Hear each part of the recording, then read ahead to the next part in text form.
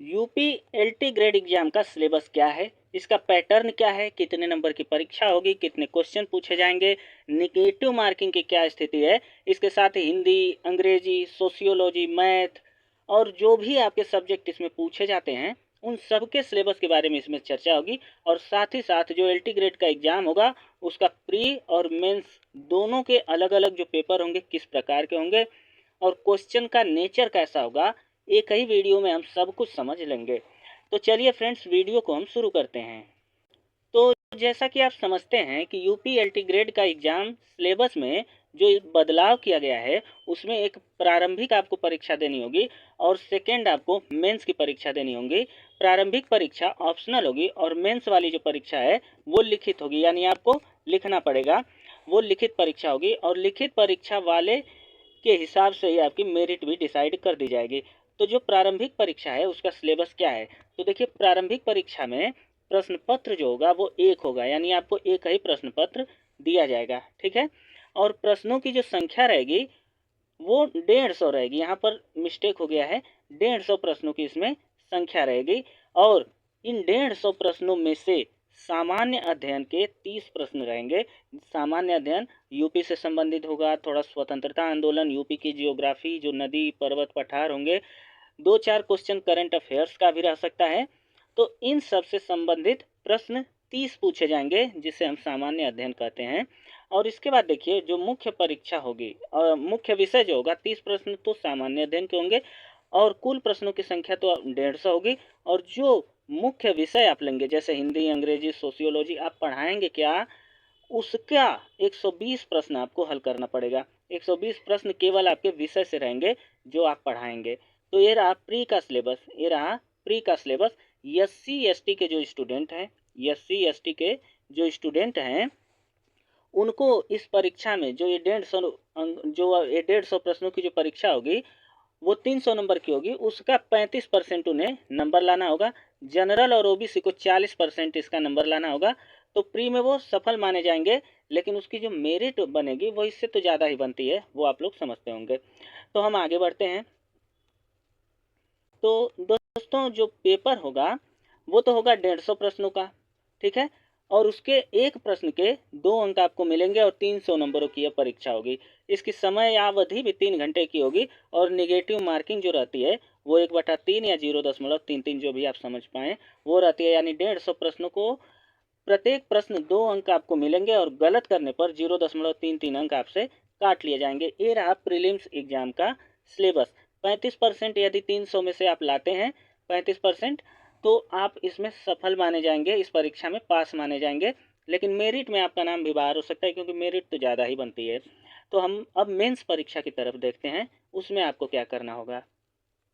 इसके साथ ही हम मेंस को जब देखते हैं तो मेंस मुख्य परीक्षा में जो प्रश्नों की संख्या रहेगी वो 20 प्रश्न रहेंगे। ध्यान से समझिएगा, केवल 20 प्रश्न आपके विषय से संबंधित मुख्य परीक्षा में दिए जाएंगे, लेकिन इन 20 प्रश्नों में थोड़ा सब टॉपिक बना बना करके भी दे दिया जाएगा आपको। तो जो 20 प्रश्न होंगे ना दोस्त, वो किस नेचर के होंगे, 10 और 10 दो दो अलग होंगे। जो 10 प्रश्न होगा उसको आप खंड अ कहेंगे और जो अगला 10 प्रश्न आपको दिया जाएगा उसको आप खंड ब कहेंगे। और ध्यान से समझिए, जो खंड अ रहेगा वो एक प्रश्न 8 नंबर का रहेगा। खंड अ का एक प्रश्न 8 नंबर का रहेगा तो 80 नंबर का खंड अ रहता है। और खंड ब का जो 10 प्रश्न है वो उसके आपको 12 अंक मिलेंगे। तो उसके जब 12 अंक मिलेंगे तो 120 अंकों की यह परीक्षा होगी खंड ब की, यानी कुल मिलाकर के 200 अंकों के 20 प्रश्न आपको प्रदान किए जाएंगे। 200 अंकों के कितने प्रश्न, 20 प्रश्न होंगे। तो आप समझ गए होंगे अब तक कि 20 प्रश्न होंगे, खंड अ में 10, खंड ब में 10। एक प्रश्न खंड अ का 8 नंबर का, एक प्रश्न खंड ब का 12 नंबर का, इस तरीके से 20 प्रश्न 200 अंकों के आपके होंगे। अब देखिए ये रहा मुख्य परीक्षा का प्रकरण की मुख्य परीक्षा में कैसे आपको प्रश्न दिए जाएंगे, केवल 20 प्रश्न ही होंगे। तो दोस्तों जो मेंस होगा, जो मुख्य परीक्षा खंड अ है और खंड ब है, तो जो मुख्य परीक्षा में 10 प्रश्न आपको खंड अ में दिए जाएंगे उनको आपको लगभग 125 शब्दों में लिखना होगा और यह लघु उत्तरीय प्रश्न होंगे। इसी तरह से खंड ब में जो 10 प्रश्न आपको दिए जाएंगे उसको दीर्घ उत्तरीय प्रश्न बोलेंगे और उसकी शब्द सीमा रहेगी 200, यानी 200 शब्दों के आसपास आपको 10 प्रश्न और 125 शब्दों के आसपास खंड अ के 10 प्रश्न आपको हल करने पड़ेंगे। तो ये रहा मुख्य परीक्षा, और मुख्य परीक्षा में ही सफल होना है, या फिर हो सकता है कि दोनों को ही मिला करके आपकी मेरिट निर्धारित कर दी जाए। दोनों परीक्षाओं, प्री और मेंस दोनों को ही इसमें जहाँ तक होगा जोड़ना होगा नंबर। तो आपको प्री और मेंस दोनों की अच्छी तैयारी करनी पड़ेगी। तो दोस्तों यहाँ पर तो हम मुख्य परीक्षा और प्रीलिम्स परीक्षा के सिलेबस को देख लिए हैं। अब हम चलते हैं विषय के सिलेबस में कि कौन कौन से विषय एलटी ग्रेड में दिए गए हैं पढ़ाने के लिए।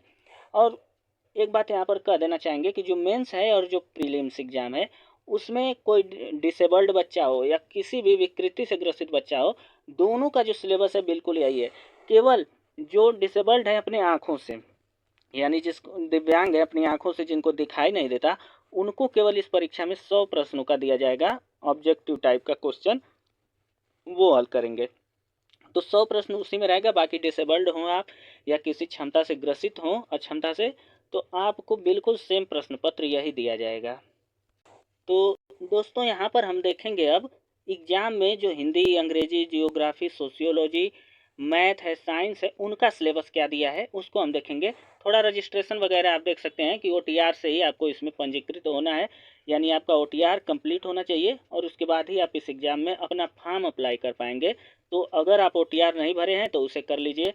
इसके साथ ही यहाँ पर शुल्क के बारे में दिया हुआ है कि जो शुल्क है वो आपको 125 रुपये अधिकतम है। बाकी जो अनुसूचित, दिव्यांगजन, भूतपूर्व सैनिक, स्वतंत्रता संग्राम सेनानी या महिला हैं, उनके लिए फीसों का विवरण और कम रखा गया है। ठीक, रिक्तियों के बारे में है कि 7466 कुल पद हैं। ध्यान से देख लीजिए, कुल पदों की संख्या कितनी है यहाँ पर 7466, जिसमें से 2525 यानी 2025 जो रिक्तियां हैं, यहाँ पर 2025 रिक्तियां वो महिलाओं के लिए और 4060 रिक्तियां हैं वो पुरुषों के लिए है, और 81 रिक्तियां थोड़े अन्य लोगों के लिए है, दिव्यांगजनों के लिए।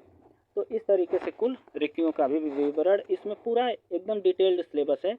ये आपका फॉर्म का है, फोटो साइज जो लगाना है, आपका फॉन्ट कैसा सेलेक्ट करना है, काले पेन से ही आपको ओएमआर भरना है।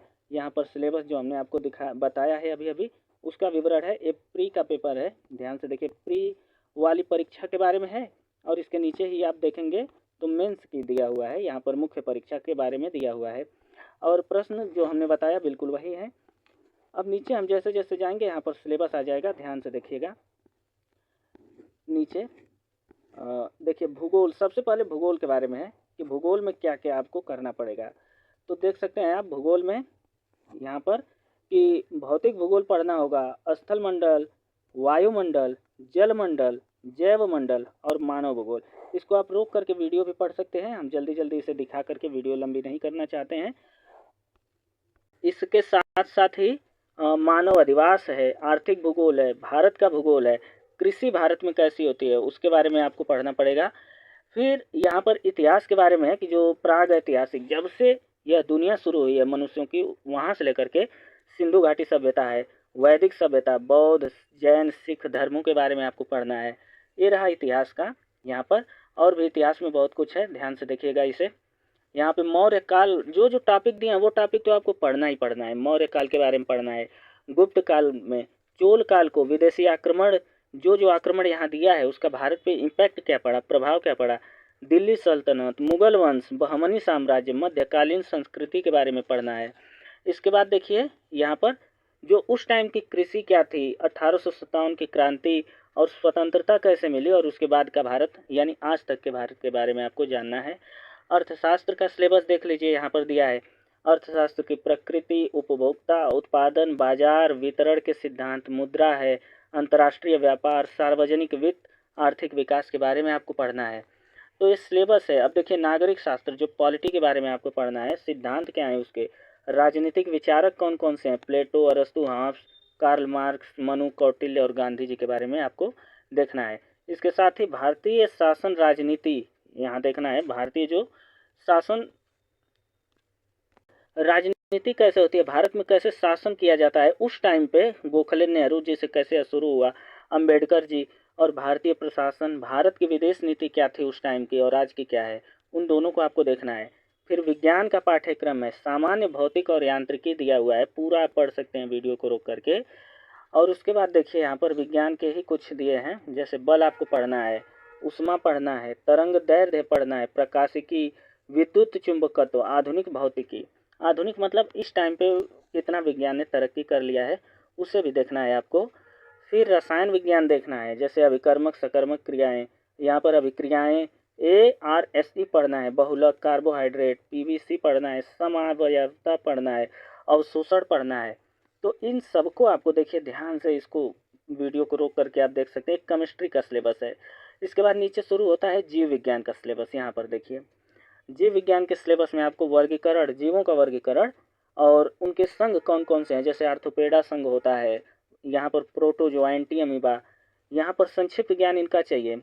जो रोग उत्पन्न होते हैं उन उन जीव के बैक्टीरियों के बारे में पढ़ना है। जी किन बैक्टीरिया से कौन सा जीव उत्पन्न होता है, फंगस से कौन सा जीव रोग उत्पन्न होता है, रोग के बारे में और उनके फैलाने वाले कारकों के बारे में। प्रोकैरियोटिक, यूकैरियोटिक कोशिका, पारिस्थितिकी और मेंडल के बारे में तो पक्का है, पढ़ लीजिएगा, ये हर जगह पूछे जाते हैं। ये रहा आपका केमिस्ट्री का सिलेबस। उसके बाद देखिए ऊपर भी अभी दिया हुआ है, यहाँ पर ये वनस्पति विज्ञान का सिलेबस आपको दिया है। वनस्पतियों के बारे में पढ़ना है। वीडियो रोक करके आप देख सकते हैं, वीडियो लंबी हो जाएगी यदि पूरा हम पढ़ने लगे तो। एक एक की वीडियो हम बना सकते हैं, वो बनाएंगे, एक एक सिलेबस को लेंगे और उसकी पूरी डिटेल्स के साथ एनालिसिस करके बताएंगे, ठीक है। अब इसके बाद देखिए गणित का सिलेबस देखिए, बच्चों को बहुत डराता है। बीज गणित आपको पढ़ना है, वास्तविक विश्लेषण, सदिश, सम्मिश्र विश्लेषण और पूरा ग्रेजुएशन के स्तर का आपको पढ़ना है।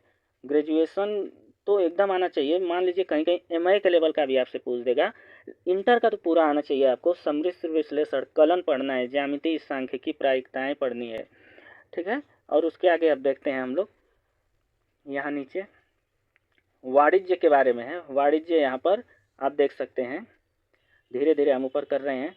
गृह विज्ञान का सिलेबस यहाँ पर दिया हुआ है। गृह विज्ञान का भी सिलेबस, पूरा डिटेल्ड सिलेबस LT ग्रेड का UP PCS द्वारा जारी कर दिया गया है। आपको पता होगा कि यह परीक्षा जो कराई जाती है वो UP PCS के ही माध्यम से कराई जाती है।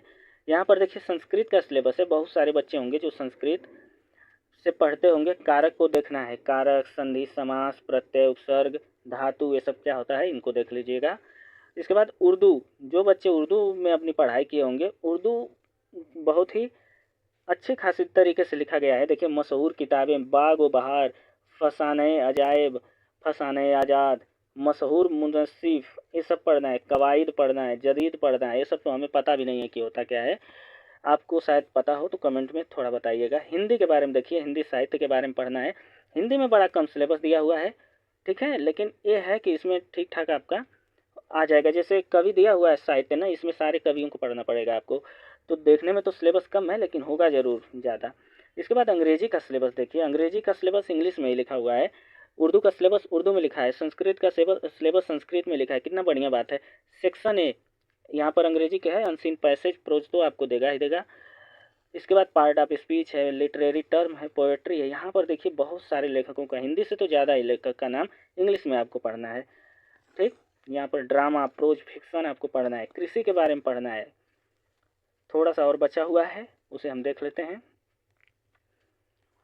तो यहाँ संगणक यानी कंप्यूटर के बारे में, जो कंप्यूटर से अपने ग्रेजुएशन और BEd को कंप्लीट किए होंगे उसको आपको देख लीजिए। एल्गोरिदम और आज का कंप्यूटर युग, AI आ गया है, ChatGPT आ गया है, OpenAI ने ChatGPT बनाया है।